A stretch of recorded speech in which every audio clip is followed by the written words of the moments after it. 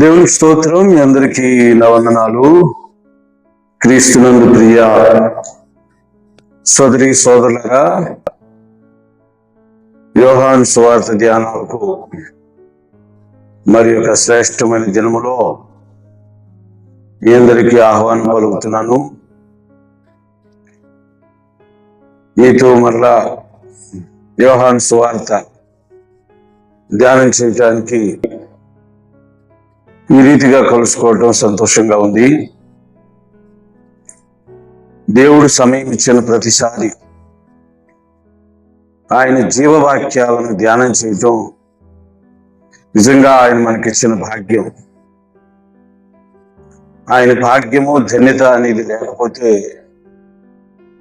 ఇలాంటి ఆశీర్వాదకరమైన అనుభవం గుండా వెళ్ళడం మనుషులకు అసాధ్యం సోదరి సోదరులు. ఎందుకంటే దేవుని వాక్యము సోదరులుగా చాలా శక్తివంతమైంది. దేవుని వాక్యం ఒక మనిషిని అప్రతిహాతంగా ఆయన మార్గంలో సాగిపోయేటట్లు చేస్తుంది. ఎంత సాగిపోయినా దేవుని వాక్యాన్ని అడ్డుకుని శక్తులు కూడా ఉన్నాయి సోదరులారా. దేవుని వాక్యాన్ని ఆటంకపరిచే వాక్యపు శత్రువులు కూడా ఉన్నారు. కనుక ఈ శత్రువులందరినీ ఎదుర్కొంటూ వాక్యం ముందుకు వెళుతుంది అంటే నిజంగా వాక్యంలో ఎంత శక్తి ఉందో మనం గమనించవచ్చు సోదరులారా. So this is very good time for us because God blessed us.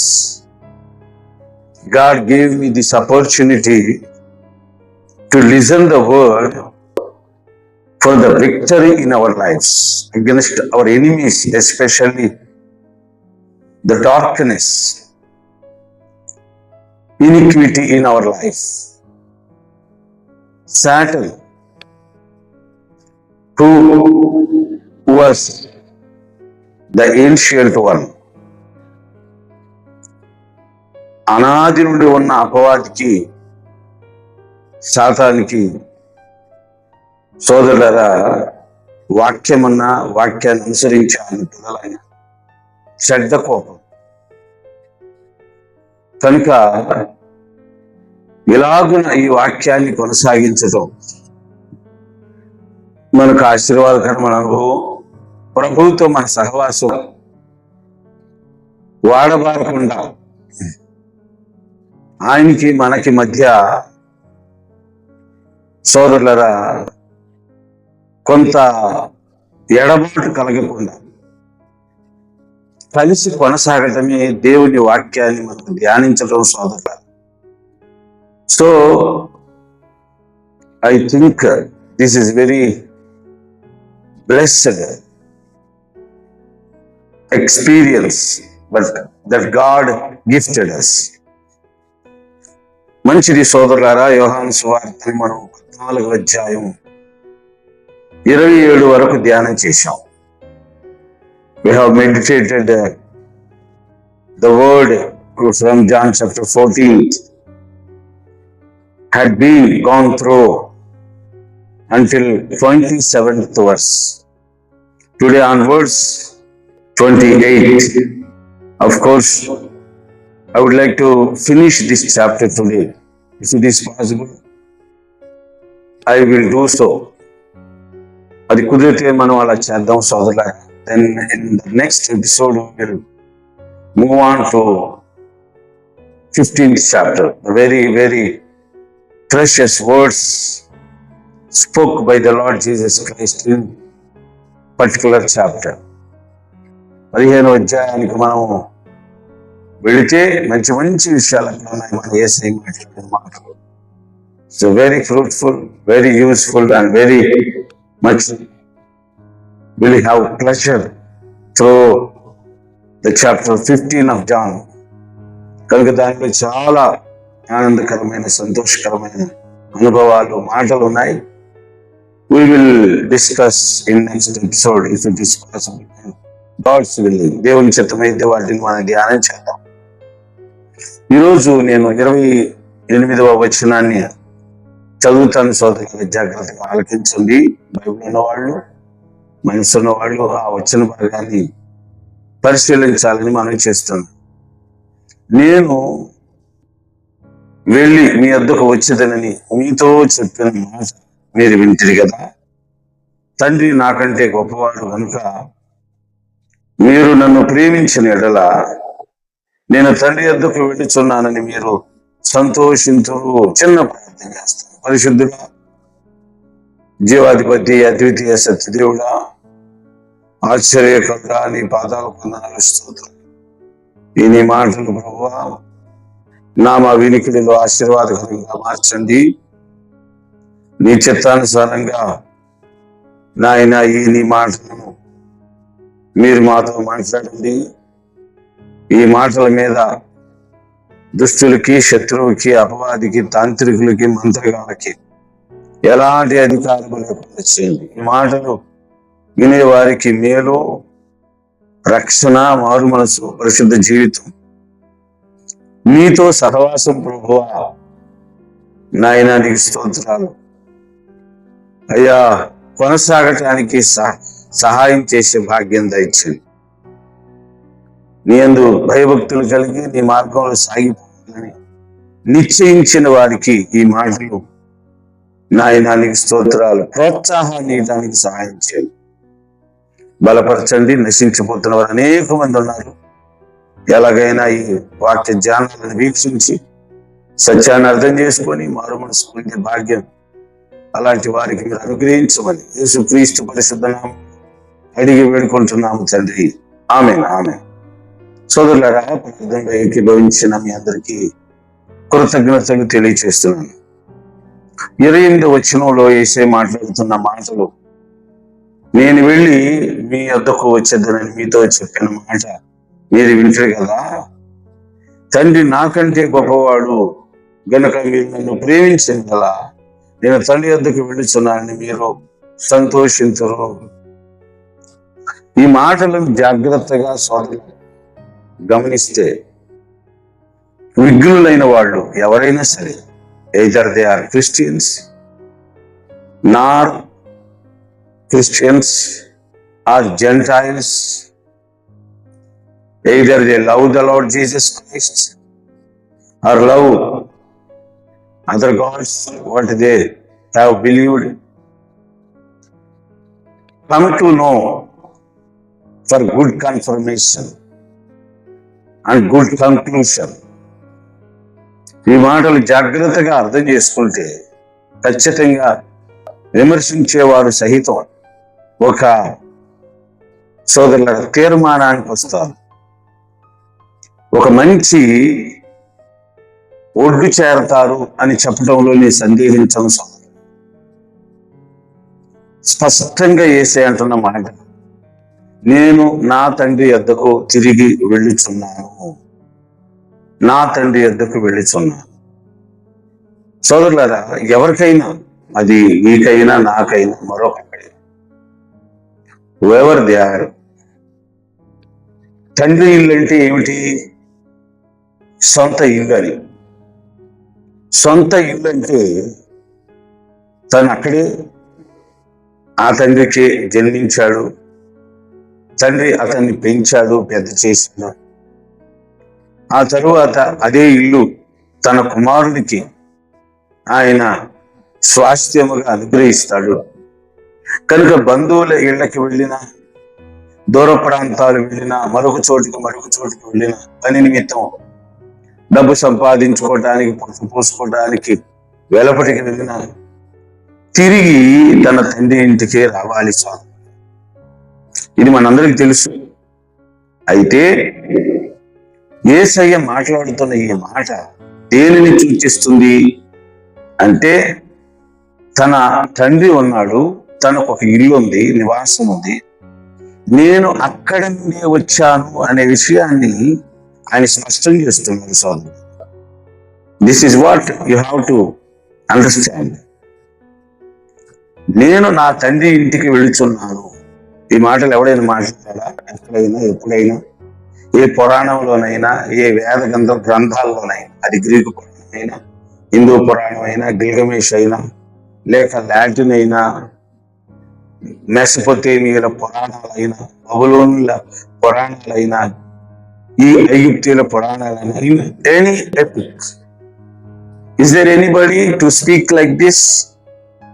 సహజంగా దేవతలు, దేవుళ్ళు ఏం మాట్లాడతారు? నేను, నా లోకం, నా సింహాసనం, హల్లెలూయా.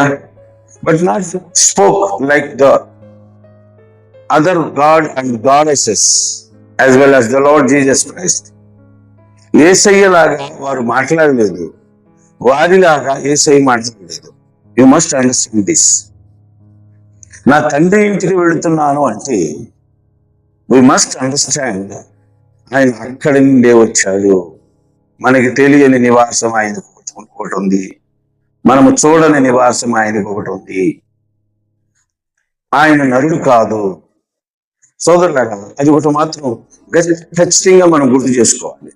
వి మస్ట్ అండర్స్టాండ్, ఆయన నరుడు కాదు. Is not the human being. ఏమిటి, కొన్ని గ్రంథాలు బైబిల్ గ్రంథంలో చేర్చబడలేదు. దానికి కారణం కెనాన్ కమిటీ. వారి చేర్చకుండా ఉండడానికి కారణాలు ఉన్నాయి. వారిని తప్పుపడడానికి వీలే లేదు. సోదరు ఏది ఏమైనా, ఏ కారణమైనా అది అప్రస్తుతం, అది మన సందర్భం. అలాంటి పుస్తకాలలో తోమా రాసిన గ్రంథం కూడా ఒకటి ఉంది. ఇండియా దేశానికి వచ్చిన అపోస్తుడు ఆయన, మద్రాసు పట్టణంలో సువార్త ప్రకటించి హతసాక్షిగా చంపబడ్డాడు.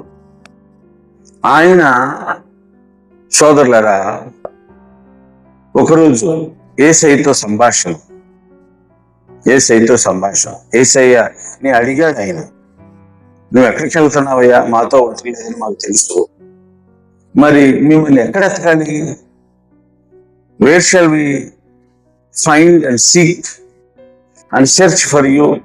మేము నేను ఎక్కడ వెతకాలి, ఎక్కడ కనుగొనాలి? నువ్వు వెళ్ళిన చోటు మాకు ఎలా తెలిసింది? ప్రాచీన కాలంలో యేసయ్య దినాలలో సోదరులు అలా కొన్ని ప్రాంతాలకు వెళ్ళిపోతూ ఉంటారు మనుషులు. ఇప్పుడు మనం ఎలాగా ఆట విడుపు కోసం, లేకపోతే కొంత స్థల మార్పు కోసం, ప్రశాంతత కోసం గెస్ట్ హౌస్లు కట్టుకొని డబ్బులు ఉన్న వారు ఎలా వెళ్ళిపోతారో, ఇప్పుడున్న వాళ్ళు ఎలా కొన్ని ప్రాముఖ్యమైన స్థలాలు సందర్శిస్తూ కొంత సేద తీరుతున్నారు. ఆ రోజుల్లో కూడా అలాగే. అయితే ఈ రోజుల్లో వెళితే వెంటనే వస్తాం, ఇప్పుడున్న ప్రయాణ సౌకర్యాలు అత్యాధునికమైనవి. But in ancient times cannot like as well as we have. ఈ రోజుల్లో ఉన్నట్లుగా ఆ రోజుల్లో లేవు సోదరులు. అందుకని వెళితే రావడం చాలా కష్టం. వాళ్ళని వెతుక్కుంటూ వెళ్ళటమే. మళ్ళీ మనం కూడా తిరిగి వస్తామో లేదో, వాళ్ళని కనుగొంటామో కూడా తెలియదు. అలాగే సోదరులారా, యేసయ్య వెళుతున్నాడేమో అని చెప్పి తోమా అడిగిన ప్రశ్నకి యేసయ్య చెప్పిన మాట ఏమండి, ఒక మనిషిలో వెలుగు ఉంటుంది. ఆ వెలుగు ఇతరులను ప్రభావితం చేస్తుంది, అది లోకంలో ప్రకాశిస్తుంది. అయితే ఆ వెలుగు లోకమంతటిని ప్రకాశింప చేస్తుంది. అందుకని చీకటి ఉండదు. చీకటి దాన్ని చూసి వెళ్ళిపోతుంది, అది లోకమంతా వెలిగిస్తుంది అని చెప్పి యేసయ్య అనే మాట చివరిలో ఆత్మ చెప్పుచున్న మాట చెవులు కలిగిన వాడు వినుగాక అనే మాట సంబోధిస్తారు. సోదరులారా, తాను చెప్పకనే చెప్పిన మాట ఏమిటంటే, నేనే ఈ విశ్వాన్ని వెలిగిస్తుంది. I am the infinite light. I am not created. I am not creation by anybody created me. నేను సృష్టించబడిన వెలుగును కాదు, నేను ఉన్నవాడను, వెలుగైన వాడను. I am that I am. నేను వెలుగుని, నేనే సమస్తాన్ని వెలిగిస్తున్నాను అనే మాట దానిలో సోదరులకు అర్థం అవుతుంది. దీని ప్రక్కన పెడితే మన బైబిల్ గ్రంథం, మన చేతిలో ఉన్న బైబిల్ గ్రంథంలోకి వస్తే, ఇది నేను లోకానికి వెలుగుని, నేను జీవపు వెలుగుని ఆ వెలుగు లోకంలోకి వస్తుంది, పోతుంది, చీకటి దాన్ని గ్రహింపకుండా ఉంది అని చెప్పేసి మాట్లాడారు. సోదరులారా, ఈ మాటలు చదువుతారు కొంతమంది, but not try to understand and want to go deeply in this verse. కొంతమంది ఈ మాటలు లోపలికి వెళ్ళి తెలుసుకోవడానికి ప్రయత్నం చేయరు. అదేమంటే వాడు మనతో వాదించేది ఏమంటే బైబిల్ చాలండి, దాంట్లో మాటలు చాలండి. సోదరులారా, కంక్లూషన్కి ఎప్పుడు వస్తాం? ఎవడైనా ఎదురు ప్రశ్న వేసినప్పుడు మనం ఏం చెప్తాం? వాళ్ళ దగ్గర కూడా ఉండాల్సిన ప్రశ్నలు ఉంటాయి, జవాబులు ఉంటాయి. కానీ మనం చెప్పే ప్రశ్నలకు, అడిగే ప్రశ్నలకు మనం చెప్పే సమాధానం, సోదరి సోదరులారా, వాస్తవికత ఉండాలి. It must contain the true context, unquestionable context. మనం చెప్పే సమాధానంలో సోదరులారా, అవతల వారికి ప్రశ్నలు దొరకకూడదు. అందుకని కొన్ని విషయాలు సోదరులారా, కొన్ని విషయాలు మన హృదయంతోనే దేవుడు మాట్లాడు, బియాండ్ ద బైబిల్. కొన్ని విషయాలు వాటి అర్థాలు సోదరులారా చాలా కష్టం. బైబిల్ చదువుతాను కానీ దాన్ని గ్రహించడం చాలా కష్టం. నేను విని మీ వద్దకు వచ్చేదని మీతో చెప్పిన మాట మీరు వింటారు కదా సోదరులారా. ఎక్కడికి వెళతాడు, ఎప్పుడు వస్తాడు, ఎలా వెళతాడు, ఎలా వస్తాడు, ఈ మాటలన్నీ సోదరులారా కొన్ని మనకు అర్థం కావు. ఇంకా మనం చూస్తే 31వ వచనంలో అంటాడు, 30వ వచనం, ఇతను మీతో విస్తరించి మాట్లాడను, ఈ లోకాధికారి వచ్చుచున్నాడు, నాతో వానికి సంబంధమేమీ లేదు. ఎవరు లోకాధికారి? మరి బైబిల్లో మనం చెప్పుకున్నట్టు మొత్తాన్ని సృష్టించింది ఆయనే కదా. యేసయ్య లేకుండా సృష్టించబడింది ఏదీ లేదని వాక్యం స్పష్టం చేస్తుంది కదా. But who is the power of this world? ఈ లోకాధికారి ఎవరు? సోదరులారా, మనందరికీ తెలుసు అపవాది, సాతాను. మరి యేసయ్య ఎవరు? సోదరులారా, పాపము ఎక్కడ ఉంటుందో అక్కడ వీడు ప్రత్యక్షమవుతాడు. పాపము ఎవరి జీవితంలో ఉంటుందో వారి మీద వాడికి అధికారం ఉంటుంది. యేసయ్య స్పష్టంగా చెప్పాడు, ఈ లోకాధికారి వచ్చుచున్నాడు, నాతో వారికి సంబంధం ఏమీ లేదు. అంటే ఏంటి? నేను ఎన్నడూ పాపం చేయలేదు, నా మీద వాడు అధికారాన్ని కలిగి ఉండలేడు, నా మీద తప్పు మోపలేడు. ఒకవేళ వాడు తప్పు మోపి ఆ తప్పుని రుజువు చేయగలిగితేనే సోదరి సోదరులారా వాడు యేసయ్య మీద అధికారాన్ని కలిగి ఉంటాడనేది అర్థం చేసుకోవాలి. మనలో నేరాలు మోపడం పెద్ద విషయం కాదు. మనుషులు, దేవుని పిల్లల మీద అందరూ నేరాలు మోపేవాళ్ళు. కానీ ఆ నేరాన్ని ఎప్పుడైతే అవతల వాడు రుజువు చేస్తాడో అప్పుడు వాడికి మన మీద అధికారం ఉంటుంది. ఒక వ్యక్తి మన ఎడల తప్పిదాలు చేస్తున్నాడు, మనల్ని పాడు చేస్తున్నాడు, మనల్ని గేలి చేస్తున్నాడు, మనల్ని దోచుకుంటున్నాడు, మనకు నష్టాన్ని కలుగు చేస్తున్నాడు అంటే సోదరులారా వాడు పాపం చేస్తున్నాడు. వాడు పాపం చేశాడు అంటే దానికి రుజువులు ఉన్నాయంటే సోదరులారా వాడికి మన మీద అధికారం లేదు. వాడు ఎన్నైనా మాట్లాడచ్చు, వాడు ఎన్నైనా చేయొచ్చు, వాడు ఎంతైనా ప్రయత్నం చేయొచ్చు, but no power against us. కానీ వాడి మీద మనకు అధికారం ఉంటుంది. All the powers belongs to hold in our hand, even though he is the big man or great man or great strongest person. వాడెంత బలవంతుడైనా, వాడెంత గొప్పవాడైనా, వాడెంత ధనికుడైనా మన విషయంలో వాడు చేసిన దోషం రుజువులుంటే, ప్రత్యక్షపరచబడితే, మనుషులకు అర్థమైతే సోదరులరా వాడు ఎన్నడూ మన మీద గెలవలేడనే విషయాన్ని గుర్తు. ఇవి ఎలా తెలుస్తాయి సోదరులరా? ఇవి ఎలా తెలుస్తాయి? అవి దేవుడు మన హృదయంతోనే మాట్లాడాలి.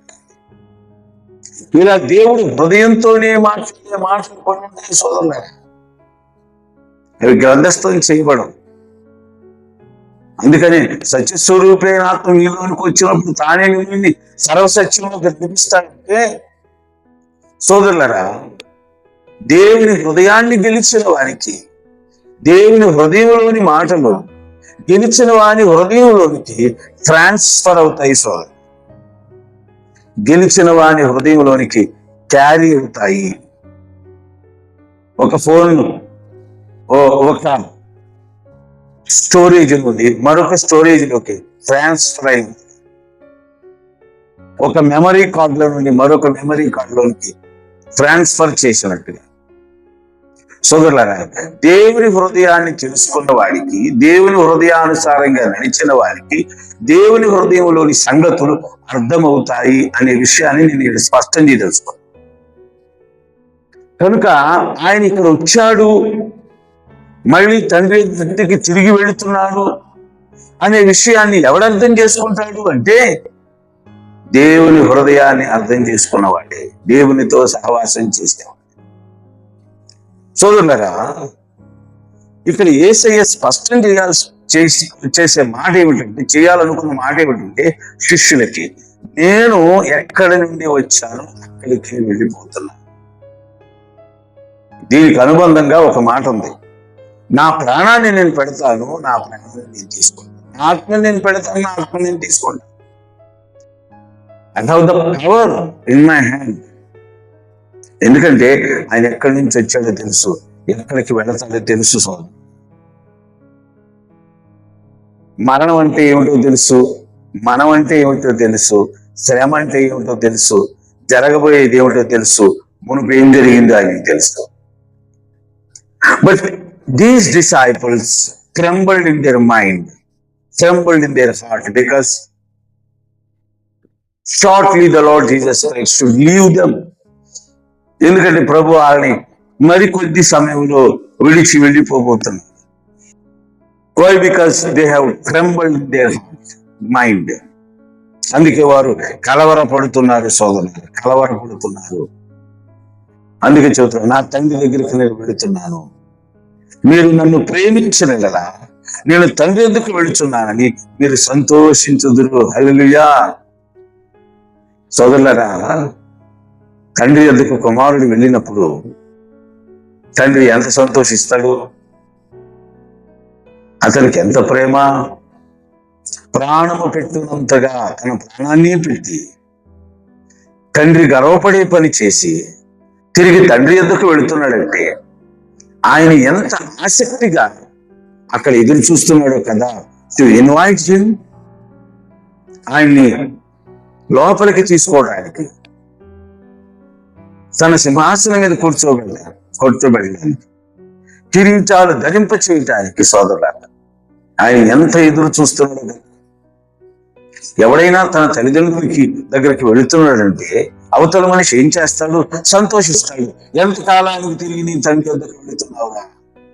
It's a great news, great news. క్రైస్తవులకి ఇది గొప్ప శుభవార్త. వారు వారి ప్రయాసలు మాని తన తండ్రి ఇంటికి వెళ్ళిపోతున్నారు అని, తన తండ్రి ఇంటికి వెళ్ళిపోతున్నారు. ఎస్, క్రీస్తుని నమ్మి బాప్తిసం పొంది బాప్తిసం పొందిన మనుషులు తండ్రి ఇంటికి వెళ్ళిపోతారు. వారికి మరణము లేదు. సోదరులారా, వారు తండ్రి ఇంటికి వెళతారు అనే విషయాన్ని మనం జ్ఞాపకం చేసుకోవాలి. తండ్రి వద్దకు వెళితేనే సమస్తం మనకు అర్థమవుతుంది సోదరు. We should understand all things when we go to the Father. మనం తండ్రి వద్దకు వెళ్ళినప్పుడే సోదరులారా, అందుకే అంటున్నాడు, నేను నా తండ్రి వద్దకు వెళుతున్నాను కనుక, నేను నా తండ్రి వద్దకు వెళుతున్నానన్న సంగతి మీరు విన్నప్పుడు మీరు నన్ను ప్రేమిస్తే మీరు సంతోషించాలి. హల్లెలూయా. ఏంటి ఇక్కడ ఎందుకు ఈ మాట వేసేవాడు? వాళ్ళు దుఃఖముఖాలై ఉన్నారు సోదరు. వారు కన్నీరు పెట్టారన్నా, కూడా ఆశ్చర్యం లేదు. మనకు తెలియని ఖచ్చితంగా కన్నీరు పెడుతుంది, వేరొక మరియ కన్నీరు పెడుతుంది, యేసయ్య తల్లి కన్నీరు పెడుతుంది, మరియ మార్తలు కన్నీరు పెడతారు, యోహాను కన్నీరు పెడతాడు, పేతురు కన్నీరు పెడతాడు, యోధా కన్నీరు. Everybody should possible to weep and tears bleeding from their eyes. వారి కళ్ళ నుండి కన్నీళ్లు కాని అవకాశం 100% ఉంది సోదరు. దుఃఖ ముఖాలు, మాడిపోయిన ముఖాలు, కన్నీరు కార్చే ముఖాలు చూసి యేసయ్య వారిని సంతోషపెడుతున్నాడు అనే విషయాన్ని గుర్తు చేసుకోండి. మా అమ్మ చనిపోయే ముందు సోదరులారా నేను దుఃఖపడుతున్నాను, ఏడుస్తున్నాను. ఆమె అనారోగ్యంతో బాధపడి తన శరీరంలో చాలా శోధన అనుభవించింది. ఆమె శరీరం యొక్క పరిస్థితి చూసినప్పుడు నాకు దుఃఖం ఆగలేదు, ఎలుగెత్తి ఏడ్చాను సోదరు. అప్పుడు మా అమ్మ అన్న మాట ఏంటో తెలుసా? ఏడవద్దు నాన్న, నేను తండ్రి వద్దకు వెళుతున్నాను, దేవునికి స్తోత్రం అని. నేను పరలోకం వెళ్తున్నాను, నేను యేసయ్య దగ్గరకు వెళుతున్నాను. These the words spoke to me my mother. ఈ మాటలు నా తల్లి నాకు చెప్పిన మాట. తల్లి దగ్గరికి వెళుతున్నాను, యేసయ్య దగ్గరికి వెళుతున్నాను, ఏడవద్దు. ఈ 2 మాటలు తప్ప ఆమె నాతో ఏం మాట్లాడలేదు చివరి దశలో. సోదరులారా, ఎందుకు ఆ మాటలు ఆమె మాట్లాడిందో తెలుసా? టు కంఫర్ట్ మై సెల్ఫ్, నన్ను ఆదరించడానికి సోదరు. అలాగని పరలోకం లేదనుకుంటున్నారు, సండి లేదనుకుంటున్నారు, విశ్రాంతి లేదనుకుంటున్నారు. Everything has been there what stand in the book of word of God. All the word of God has been true. అంటే దేవుని వాక్యం అంతా నిజము సోదరుల, దేవుని వాక్యం అంతా నిజం.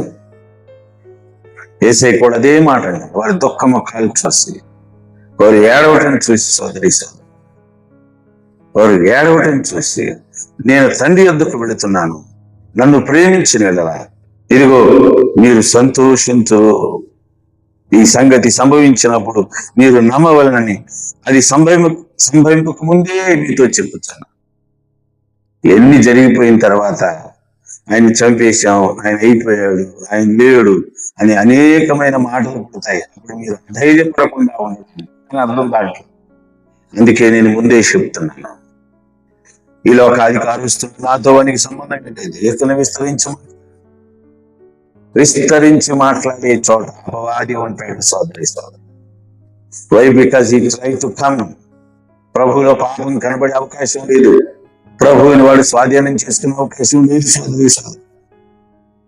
కనుక విస్తరించి మాట్లాడటంలో ఎక్కడైనా దొరుకుతాడేమోనని వాడు ట్రై టు క్లోజ్ అంటూ ద లార్డ్ జీసస్. యేసయ్య దగ్గరికి సమీపించడానికి ప్రయత్నం చేస్తాను. అది గమనించిన యేసయ్య వాడు వస్తున్నాడు. నేను ఇక విస్తరించి మాట్లాడడం అనే విషయంలో ఆయన మనల్ని జాగరూకుల్ని చేశాడు అనే విషయాన్ని గుర్తుపెట్టుకోండి సోదరి.